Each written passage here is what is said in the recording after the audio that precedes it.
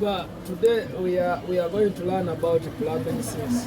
As you see here, all these are fittings of plumbing sinks. These are fittings of plumbing.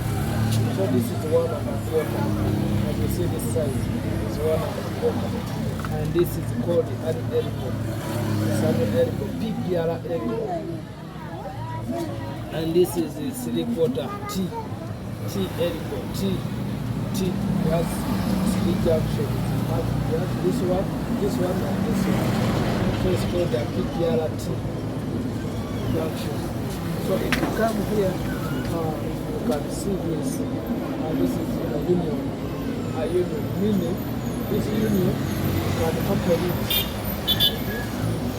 If you remember our lesson of last time, you're following us, you can go to our current videos, our videos for last time. You will see this union. This is male adapter because it has a sled. It's called a male because it has a sled.